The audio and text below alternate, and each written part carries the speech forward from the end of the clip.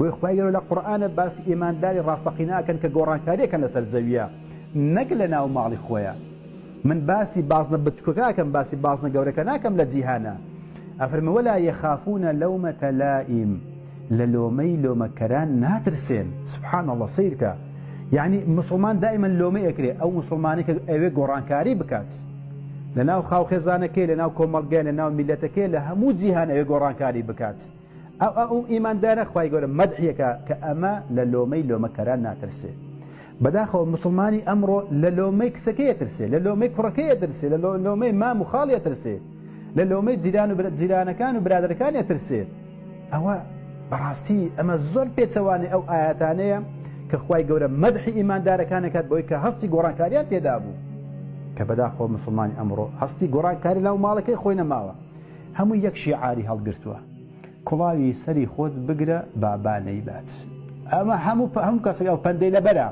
بەڵام زۆر کە من ئەو کەسانێک کە ئەم ئاياتانیان لەبەرە و تەطبیقیش یەکەن. بەڵێ خوێنەرمان زۆرە لە قورئانە. زۆر کەس ختمی قورئانەکات. بەڵام یەک تەفسیری ئەو ئاياتانە نازانێت.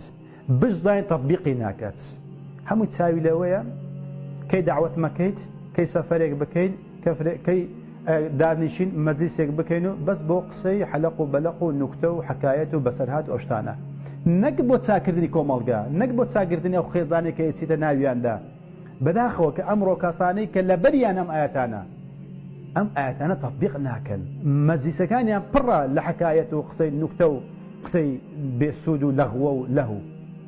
ئەمەیە کە بەڕاستی كنتم خير أمة نين إساك إما باشين أمة نين كخواي جور باس إيمان داركان أفرين بلكو إساك ومالياتوا كنتم شر أمة خرابترين أمتين إساك لبرتي ومالياتوا زان لبرتي ومالياتوا إما بنية أوروك وران كاري نيو مالي خوش من بيناكريت الذي خي عن بيغمر أفرين عليه الصلاة والسلام والذي نفسي بيده سوين بويك روحي مني بدستا يعني سوين بخوة لا تأمرون بالمعروف ولا تنهون عن المنكر أفرمي السن بويك روحي مي بدستا أمر بتساعك أكن والرجري أكن لخرافة ين أوتا أو لا يبعثن الله عليكم عقابا منه ثم تدعونه فلا يستجاب لكم أم صفة لخوتا دا أتياننو أي كان بكردار ين أوتا خواي جورا عذابك بنيرة السرطان ين ملتانی تر بنێتە سەرتان بۆی کە عەزابتان بدەن و سەرتان پەل بدەن و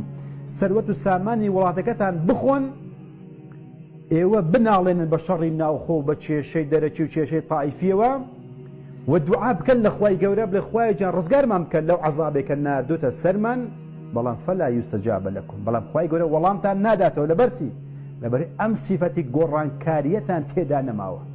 سیرکە سوێن داخوا پێغەمبەر عەلەیهی سڵات وەسەلام ئەگەر بێت و ئەمە سیفەتەتان نەبێت ئەو خوای گەورە عەزابێک ئەنێرێتە سەرتان یا قەومانێک ئەنێرێتە سەرتان کە عەزابتان بدەن بە چەندین کێشەوە بناڵێنن و دەستەکانیشتان بەرز بکەنەوە خوای گەورەش وەڵامتان ناداتەوە. دەست سەیری بکەن. بزان مسلمانی ئەمڕۆ لەگەڵ مسلمانانی پێشتر و وەزعی ئێستای مسلمان و وەزعی مسلمانانی ئەو کاتە بزان ئێستا ئەزانین سەرچاوەی کێشەکان لە چێ واڵقوڵاوە وەی کە مسلمان هەستی گۆڕانکاری تێدا نەماوە. هەمووی بینەرە کەس گۆڕانکاری ناکات. بۆیەش عەزابی خوای گەورە ئێستا لەسەر هەموو ئومەتی ئیسلامیە ئەوەی کە نەیکات بەداخەوە ئەوەیە.